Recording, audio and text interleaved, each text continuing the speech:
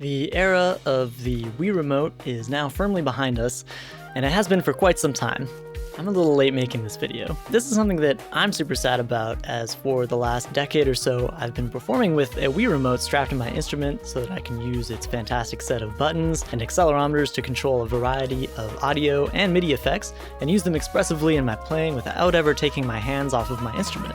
I came up with this whole system using MainStage and then Ableton Live, and then I started a YouTube channel because a lot of other people were interested in doing the same thing, and I thought maybe I could make some tutorial videos and help them out. So what's changed? Why is the era of the Wii Remote over? Well, the specifics are complicated and not that interesting, but the short answer is, it's old. The Wii came out 20 years ago in 2006. We would like to play.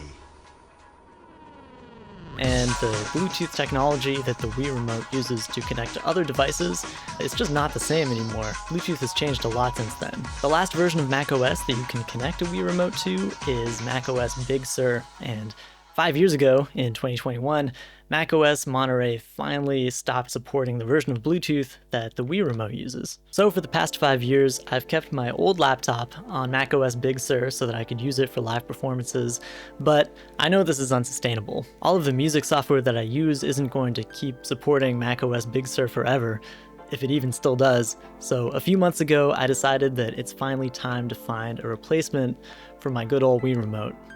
Motion controls are becoming more and more commonly built into electronic wind instruments, so I could just switch to an instrument that has this technology already built in. However, I really like the instruments that I have, and I'm not really keen on buying an inferior instrument just because it has motion controls built in, so maybe I could just find something else to attach to my instrument. Wii Remotes were pretty cheap, so musical motion control accessories are probably also pretty cheap, right?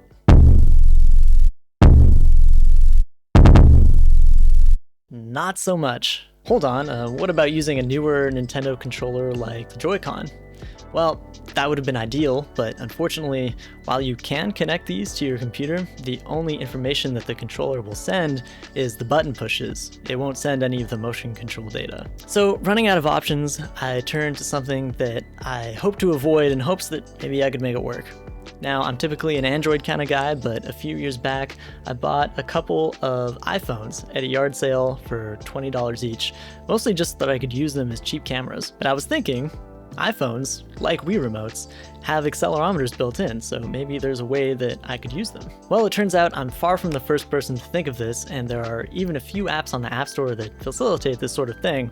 However, I couldn't get any of them to work for me. Some of them required the newest iOS version, which just isn't compatible with my iPhone 8 and iPhone 6S that I have here, and some of them just straight up didn't work. So, knowing that I'd have to do a little bit of work myself, I turned toward an application that has never let me down before.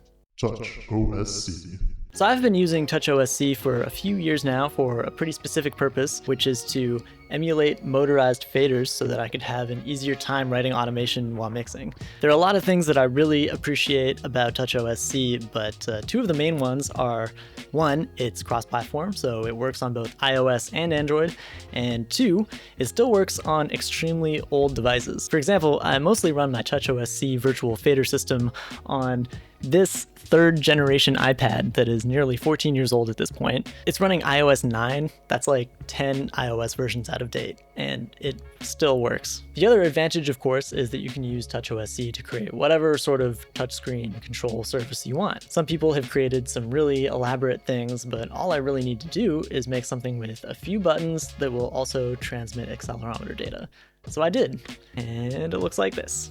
So there are a few ways that you can connect a device running TouchOSC to your computer so that you can actually get the accelerometer data from your phone and make it communicate with your MIDI synths and stuff. And we can get into that in a little bit more detail later, or maybe in another video even. But in any case, once you get the raw MIDI data into your system, chances are you're going to want to scale that a little bit. Here's what I mean. Let's say that I want to control a virtual dial that in turn fades in an audio effect, like maybe a harmonizer. If I'm sending MIDI directly from my phone, I'd have to turn my instrument like this to get the full effect, and conversely, if I wanted to play without the effect, I'd have to turn my instrument 180 degrees in the opposite direction. And that's going to be really hard if it's mounted to my instrument. So it helps to have something in between that scales the MIDI data into something a little bit more usable. In the past, when I was doing pretty much the exact same thing with a Wii Remote, I used two different solutions. The first was MainStage, an Apple exclusive software designed to facilitate using your MIDI controllers in a live setting. It has some really fantastic MIDI scaling and routing features, and I have a ton of tutorials on my channel about how to use those. This solution was great if you're a Mac user and you're willing to do a pretty deep dive into some of the more obscure features of MainStage, but it's not so good if you don't have a Mac. The second solution, which eventually became my preferred solution, was to use Ableton Live with a Max for Live device called Multimapper 32.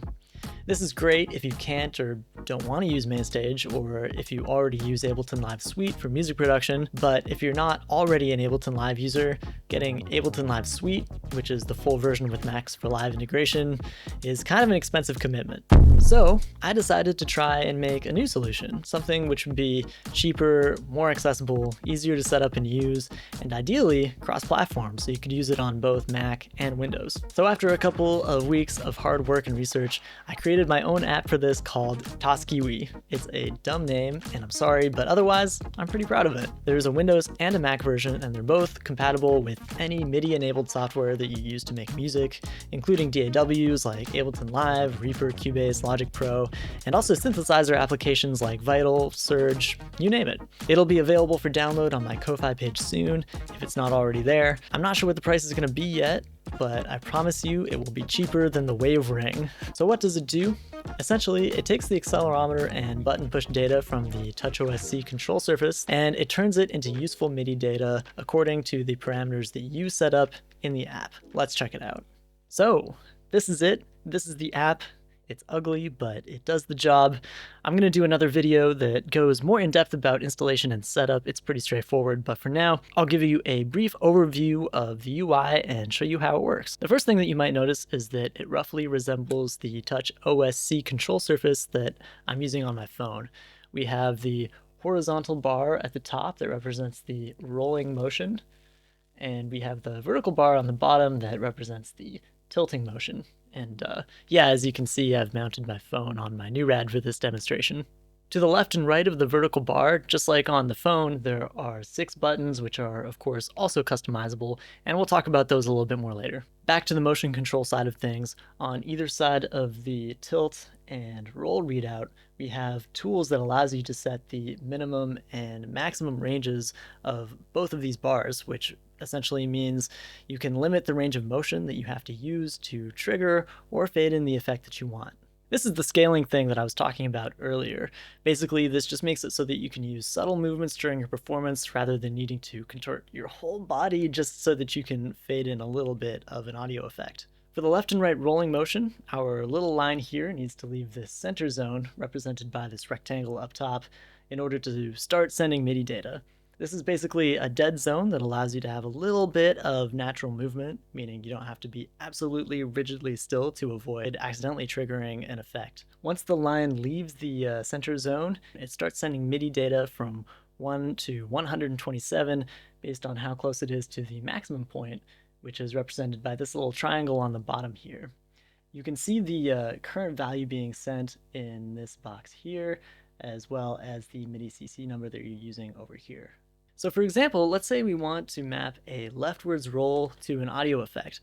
I'm going to demonstrate this in Ableton, so this part might be a little bit different if you're using Logic or Reaper or something, but the basic principle is pretty much the same. First of all, when you're MIDI mapping, you're probably going to want to keep your phone pretty still so that the tilt and roll lines don't leave the dead zone. This makes it easier to avoid accidentally mapping something else by accident, which is something that I do from time to time in Ableton, so just watch out for that. But yeah, holding my phone pretty still, I'm going to open MIDI mapping in Ableton. I'm going to select the dial that I want to control with my rolling motion, and I'm just going to roll my instrument a little bit to the left until I see that it's showed up in the list here.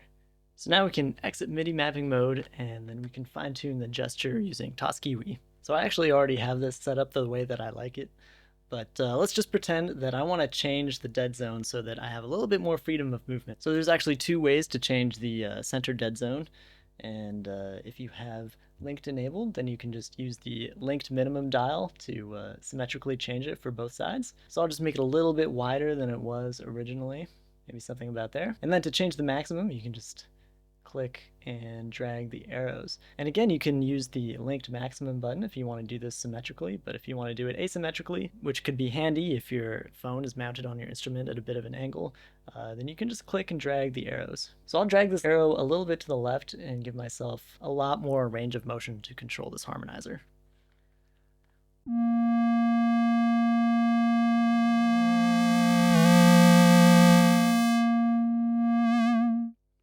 So that's a little bit more motion than I would typically like, but everybody's a little bit different, so TOSCEWI gives you the freedom to set it up the way that you like it. So let's say I'm happy with this setting, it feels comfortable to play, I'm going to go ahead and click save so that when I reopen the application, it will remember my settings. The process is pretty much the same for the other two motions, which are, of course, roll right and tilt. Tilt uses a slightly different UI object for the minimum and maximum settings, but it's pretty straightforward. This is the minimum setting and this is the maximum setting, and you can just click and drag them. And no data will be sent until this line passes the minimum mark, and then maximum data will be sent at the maximum mark. As for the buttons, you can choose which CC message you want them to send by clicking and dragging here or just typing in the value. You can also choose whether or not they act as toggle buttons or momentary buttons. Toggle buttons are really good for turning audio and MIDI effects on or off, and momentary is good for things like tap tempo, which is handy for setting delay times and stuff like that in a live setting. Be sure to save your settings before you close the app so that they restore properly next time you open it. That's really important. There's a big save button up here. Make sure that you press it if you want to save something. There are a few other features in this app, such as the option to invert, tilt, and roll, which can be really handy if your phone is mounted on the back of your instrument, so basically opposite the way that you're seeing it now. There's also a smoothing function here, which can be helpful if you find that the accelerometer data from your phone is a little bit on the jumpy side.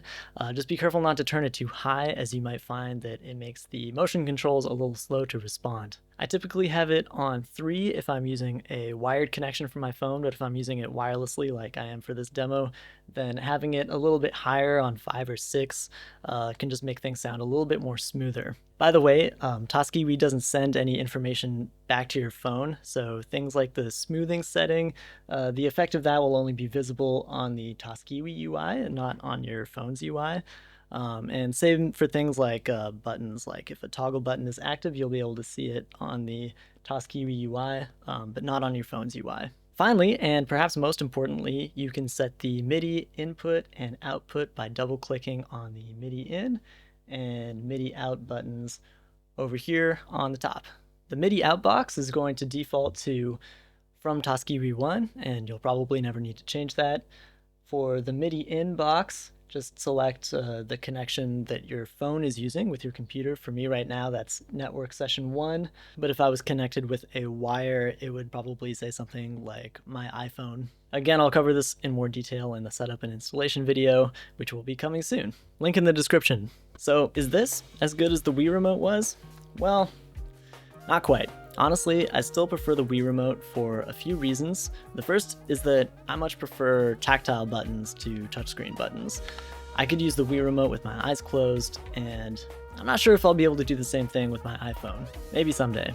Additionally, the Wii Remote is just easier to mount on my instrument. Whether I was using the iWii or the new Rad, I was able to fit it right just under my palm in a really comfortable way, and that was really nice. For my phone though, I can actually use this little running armband thing to attach it to my iWii in a pretty convenient way, and the position that I found for it on my new Rad isn't terrible either, but it just doesn't feel the same, and I really miss having those tactile buttons right under my palm.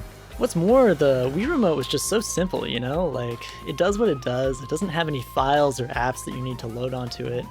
It just did its job, and it did it super well, and I'm sad to be leaving it behind. But times change, and so does technology. The good news is I don't think that TOSCEWI is in danger of going anywhere, and as for my app, well, hopefully it will continue to work on future versions of Windows and Mac. I'll do my best to keep it as up to date as possible. That's it for this video. If you need help with installation and setup, there will be a link to a tutorial video in the description as soon as I finish that video. If you're curious about how I made the TOSCEWI app and how it works, I might do a little behind the scenes video about that in the future. If that's something that interests you, let me know in the comments. Stay tuned also for another video showing this app in action, and until then, I'll see you next time.